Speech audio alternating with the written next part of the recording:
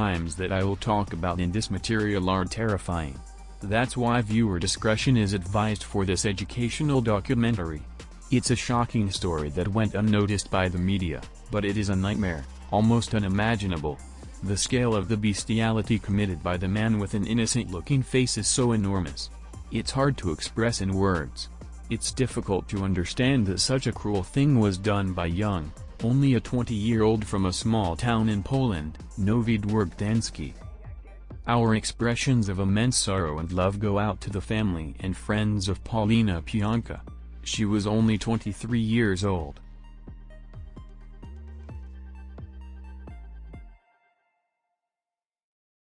Paulina and Patrick met a few years before the tragedy. In 2016, they met on a school portal. At first, the relationship was virtual, but it turned into a real relationship. Paulina was 3 years older than Patrick, but that was not the only thing that made them different.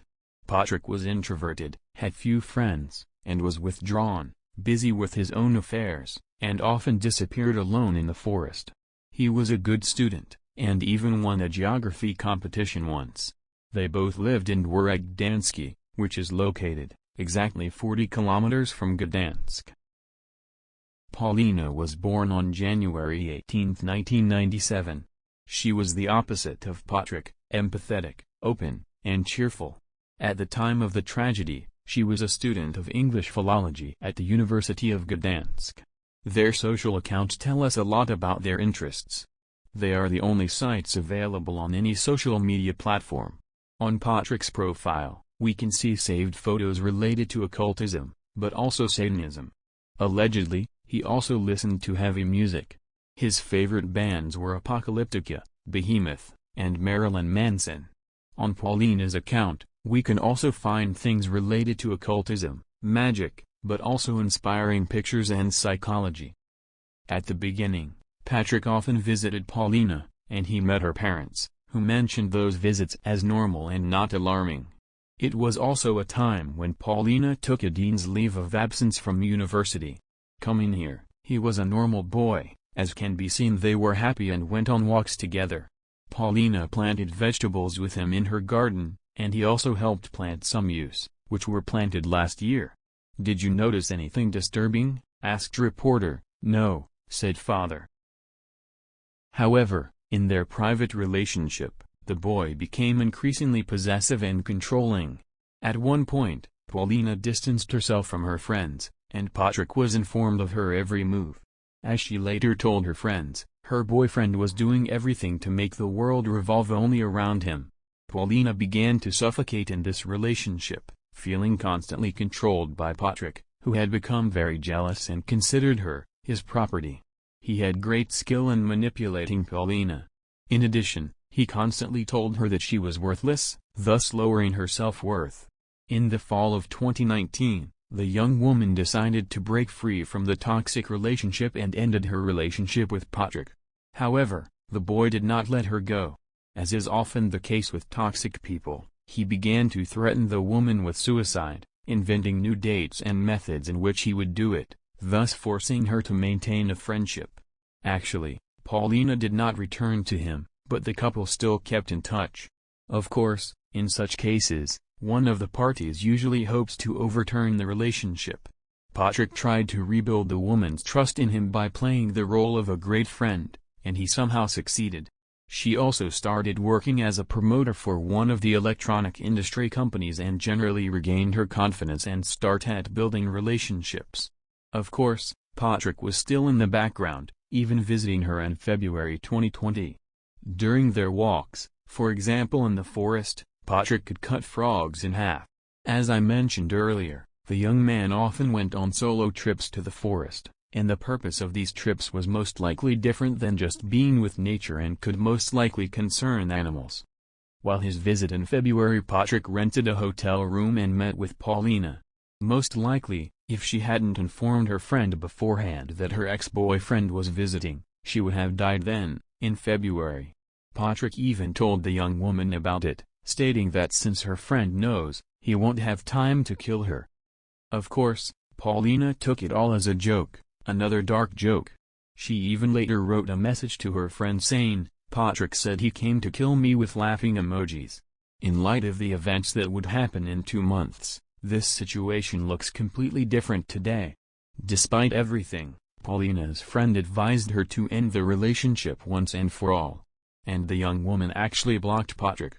However, he convinced her that he was only joking and their relationship returned to its previous state. On March 7, 2020, Paulina had an argument with her friends. She probably packed a few things in a strong emotional outburst and left the apartment. Today we know that she contacted Patrick and he suggested that she come to him. Of course, her friend tried to convince the young woman to stay, but she remained adamant, not revealing where she was going. On March 8, there were the last contacts from Paulina's phone. One message in the morning reached her friend and said to throw away her things, she won't be coming back, and that she doesn't want anything to do with anyone. The second was sent in the afternoon to her mother. She wants a little time for herself to try to be alone. I would be grateful for about 2 months without contact. It will be good for my traumas. I would really appreciate understanding and rational behavior in this situation. Bye. After this message, contact with the girl becomes impossible. From the beginning, the parents had doubts whether the SMS was sent by Paulina. 2 days later, her family reported her missing to the police. Most likely, due to the message, her disappearance was classified as low priority. On the other hand, it was the beginning of the pandemic and the authorities were engaged in various actions. In any case, information about the missing girl appeared on the internet on March 17, a week later. The information contained in the announcement is concise and imprecise, such as the fact where was Paulina last seen and that she did not contact her family. As we know, the police quickly determined that Paulina's last whereabouts were in Gdansk. As for the lack of contact with her family, it was not entirely true. The police determined that Patrick was the last person to see the girl. He stated that after a short conversation, he walked her part of the way and they parted ways. There is no knowledge of what happened to him after that. Today we know why that Patrick had planned to leave for Sweden during that time. However, as I mentioned earlier, the pandemic began, and the situation regarding his plans became much more complicated. So, what happened on March 8, 2020? Patrick had planned everything earlier and equipped with the appropriate tools and ammonium, he began to carry out his plan. This is a plan that turned out to be one of the most brutal crimes in the history of Polish domestic criminal investigation. Later, information appeared in the media that Paulina was strangled and then skinned. This is partly true, as Paulina was suffocated and unconscious, then revived with ammonia and only then were other cruel acts committed, which I will not recount in detail. In any case, as a result, the girl begged Patrick to end it.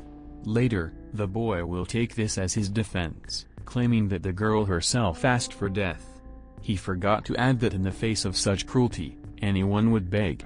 In the media, there was also information later that Patrick probably recorded part of the crime, and that is also true. The recording was to be played in court. Of course, without the presence of journalists.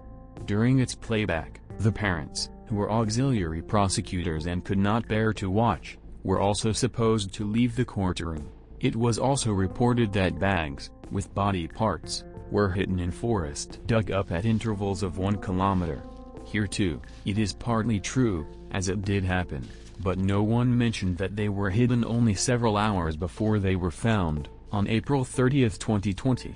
So, less than 2 months after the disappearance. What happened to the remains during this time? They were in an abandoned building where, according to neighbors' reports, Patrick often went, allegedly every day, where he enjoyed being with them. His genetic material was found there, so there is no doubt about this matter. It is difficult to even imagine. The level of this 20-year-old's depravity is simply unimaginable. The police's actions were incomprehensible. Today we know that, among other things, the author of the Facebook website, Wherever You Are, contributed to the arrest of the perpetrator and the finding of the body, which he himself later pointed out.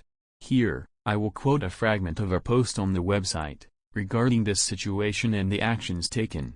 On April 19, Paulina's mother contacted me asking for help in searching.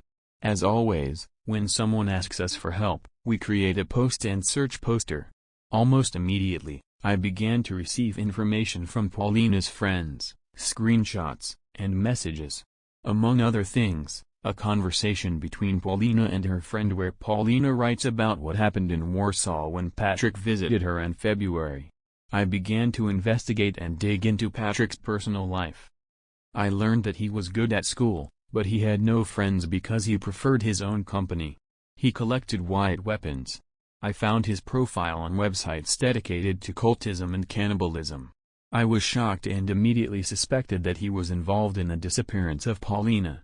I still held out hope that the girl was alive and possibly being held against her will. With a heavy heart, I gave Paulina's mother what I had gathered and asked her to go to the police as soon as possible with this information. And it was this information that led to the case being closed. At first Patrick did admit to some of the allegations and gave detailed explanations, but soon after he retracted his statements and took a different defense strategy. He claimed that Paulina herself had asked him to do those things. The trial began on October 26, 2021. Patrick was brought to the court in handcuffs, and even when the verdict was announced, they were not removed. Perhaps there was an incident that suggested that the accused could pose a threat to himself or others, even with restraints. We do not know this. During the trial, when one of the journalists asked the man questions, his gaze was very telling. Ultimately, according to the court, although the accused indicated the location of the body and confessed to the crime, it was not voluntary cooperation with law enforcement. In sentencing Patrick D. to life imprisonment, the court found that the punishment should have a preventive purpose, and despite his young age, the convict will be able to apply for early release after 25 years. During his imprisonment, Patrick D. is also to undergo psychological therapy. This was a very rare crime, because Patrick exhibited typical behaviors of a serial killer, and here is no doubt that if the police continued to act so slowly and indolently, there would be more tragedies. Do you think someone like him has a chance of ever living in society again? I should also add that expert psychiatrists ruled that he was sane and fully responsible for his actions. Please share your thoughts. Did you hear about this case before? That's all for today. Thank you for joining me, and I would be grateful for your subscription and like under my first video. See you soon.